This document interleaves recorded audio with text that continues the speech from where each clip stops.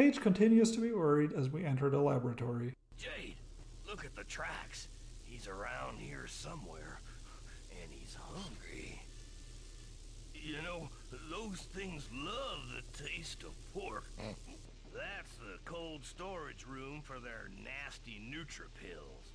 He calls the Nutripills manufactured here nasty. While bad guys eating nasty food is a common trope, it's interesting to consider that Nutripills and K-Bups are probably the same thing. We don't know Paige's stance on K-Bups, but again, we now know that he used to be a cook, so he might just not like synthetic food in general. In the cold storage, we find a Rayman reference, which also might hint at Rayman actually existing in this universe and being very small, a pearl and a surprisingly graphic depiction of what will happen if a hungry Reaper gets you. This half-cow was an extremely memorable moment to me. Nothing in the game is just blatantly violent, making the Reaper all the scarier. You know, when you're a kid, I'm not scared at all. We call the elevator and are greeted by spider-bot thingies. It's a fairly effective ambush as the bots attack much more quickly than most enemies in the game. You might actually take a hit or two. No need to thank me. Your sunny smile is thanks enough. Yeah, I'll give you a sunny smile. Service elevators are a clever way of separating the team as your body has to push the button to send you up. Where you going? Gonna take a look over there. Okie doke. Looks like I'm stuck here. Be careful! Nothing to worry about. We encounter a highly sophisticated guard robot that probably costs hundreds of thousands of credits to manufacture. And it's a joke. You couldn't see it here, but if I hadn't destroyed it immediately, its targeting would have malfunctioned and it would have uselessly shot the ceiling a few times before posing a threat again. It's just a way to open pathways blocked by lightning coils.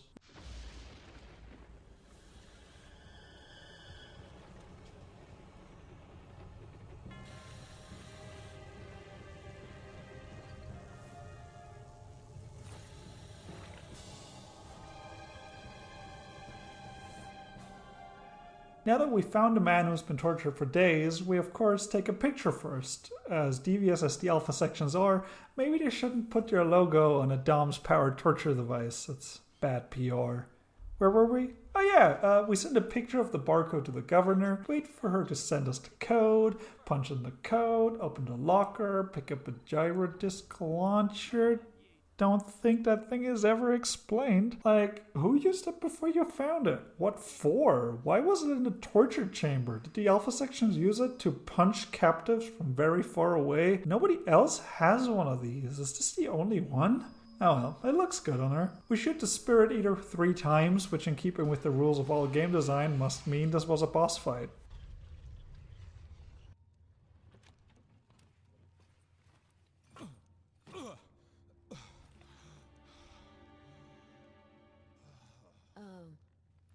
You alright?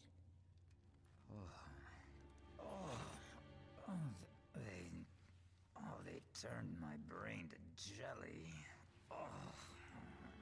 Are you our contact? Are you Double H? Not sure. Does the iris mean anything to you? Listen here, Miss Thyris. Jade. My name is Jade. And I haven't the foggiest how we're gonna get out of here. For that, I may be of some assistance there. So you are Double H? Double H, triple Z, whatever pleases you, don't ask me. All I know is that in another 10 minutes, I was a goner. I owe you my life. Hence, you can count on me, Miss Thyris. Jade. My name is Jade. At your service, Miss Jade Thyris. I grew up with the German dub, so these cutscenes are still relatively new to me in English, and while I do think the voice actors did a great job, Jade, my name is Jade, just kinda, I don't know, it creeps me out. Maybe it's because it's not as funny as they thought it was. Still cute? Double H's Jelly Brain doesn't have any ideas for us, but it does give him the ability to pick locks very quickly. 10-4. Oh yeah, it's all coming back to me now. In boot camp, we learned never to try and bust through more than 8 inches of steel.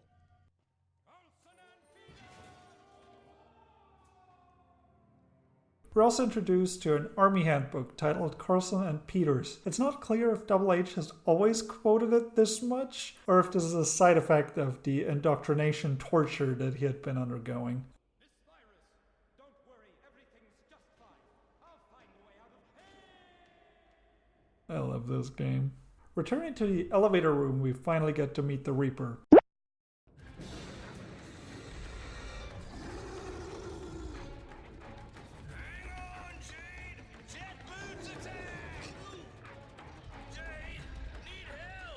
This monster has been extinct for thousands of years. Monster is a little unscientific, don't you think? This boss fight has two main elements. First, you and the boss have a long-distance shootout. Dealing damage here is optional, but speeds up the fight. If you have trouble aiming, focus on dodging instead. Second, the boss jumps down to your level. In a nice subversion of the trope, you don't actually shoot the boss's glowing eye. It will actually cover its eye and block incoming shots with Paige. This renders it blind and allows you to attack it from the side. Repeat until defeated. It continues this game's tradition of being a little too easy. We knock it off the walkway, free Paige, and get confirmation that Double H is fine. Thanks, Jade. I'd have ended up on a silver platter with an apple in my mouth if it wasn't for you. Shut up. You're making me hungry. We've received an email from Double H. You found him. That's remarkable. He said you shouldn't worry about him. He'll find his own way back. It's not surprising, obviously, but it would have been very entertaining had Double H just died from the fall. But maybe that's just me.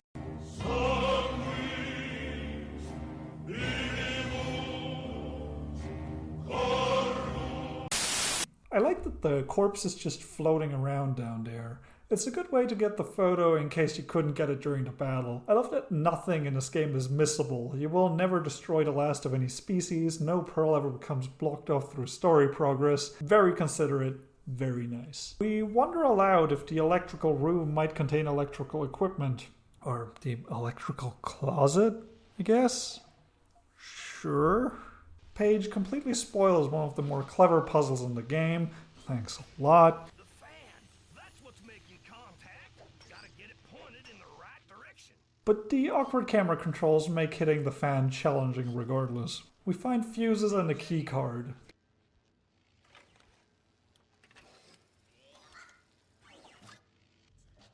This awakens the mighty potato bot guardian of the triangle card. Knocking it into the coil gives us access to another sweet PA1. Approaching a triangle locked panel, we find ourselves attacked by a whole new batch of tater bots.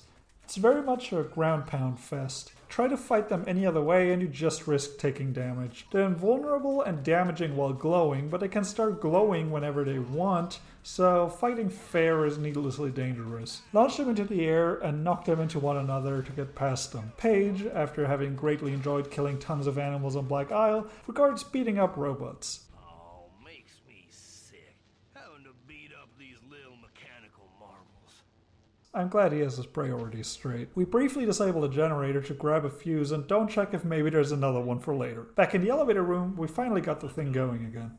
Well, I'll be a monkey's uncle. Nothing personal, Jade. Even the Vaders have been screwed with. Hang in there, old buddy. Uncle Paige will make it all better. You think you can fix it? I'll give it a go, but don't be expecting any miracles. Took one heck of a jolt to look at that cable. Hey, he's still needing his new beater. You didn't forget about that, did you? The fuse. I've got one. It should work. Well, buddy, I'm thinking you just might be in working order again.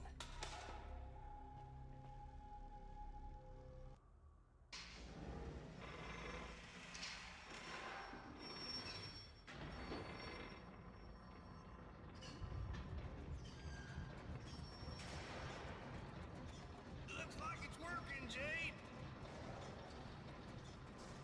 But it's a real patch job. Not gonna hold long.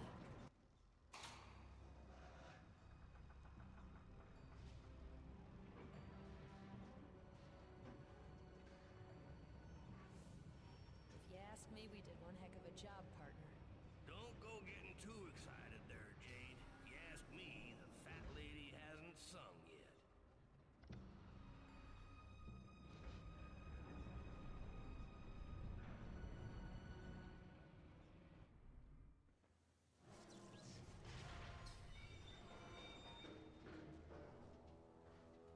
doesn't look very good. By the way, Jade, here, this came for you the other day. Better have a look at it. Why didn't you tell me sooner? It's probably a mission. Yeah, probably. Sorry. But with everything going on lately... Paige continues to be worried. We mash buttons until the door opens. We're immediately attacked by DOMs, just like the ones that attacked the lighthouse. Jade, it's the dog monsters! Just like the ones that attacked the lighthouse! That's what I said. Paige continues to make Jade hungry. Not too bad, sugar. Without you, I'd be smoked ham by now. We get separated again as we climb up and through an air duct? I don't know. Stay hidden, Jade. We gotta find out what we're up against first. It's here we get our first bit of evidence that the Alpha sections are in fact involved in the kidnappings. Speaking of kidnappings, before Jade can do anything to stop it, 2 Alpha section soldiers find and capture Paige, closing the door behind them. Paige? Paige! I'm coming! Go away, you fraggle shit!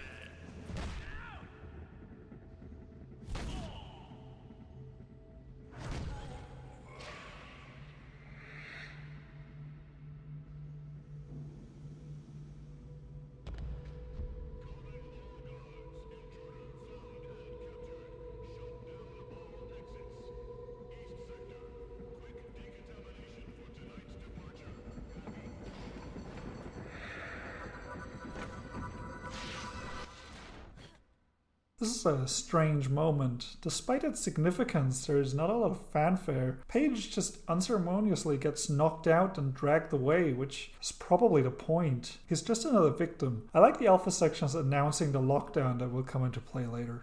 The guards were nice enough to leave the PA-1 we gave them, which... Why wouldn't they take it? It seems like the single most useful item for any military organization. After a quick box-pushing puzzle, we get a chance to look at the M-Disc titled For Jade. Paige's English voice actor, David Gassman, does an excellent job here. Jade, you inherited generosity and courage from your parents. You know, I think about them a lot. We were very close friends. 20 years ago, we were forced to separate because we were all having some major problems with the authorities. Your parents put you under my care to save your life. We came to Hillis. Back then, it was a peaceful planet. I had hoped to raise you there safely, but the conflict spread. Now, you must know something. If I was able to get here, it was thanks to the Beluga, the spaceship that I designed and built with your father. It still exists, but I haven't exactly finished getting it back in top shape. You'll find the checkup report on my desk. The Beluga is at our place. You have to enter a code into each one of the consoles to open the secret hiding place. I can't say any more on this M-Disc about it, but I hope this information will be useful to you if, one day, you have to use the Beluga. No matter what happens, good luck, Jade. There is a wonderful mix of nostalgia, worry, sadness, and optimism all mixed into one. You can hear him holding back tears as he's trying to stay strong. It's one of my 2 favorite bits of voice acting in the game. We learned that Jade ended up with Paige at a young age because... Jesus. We learned that Jade ended up with Paige at a young age because he and her parents had problems with the authorities, and they entrusted her to her pig uncle to save her life. We'll find out later what this means. Paige also tells us about the spaceship that's hidden somewhere in the orphanage. We'll need 2 codes to access it, and I'm sure that last photo isn't a hint at all.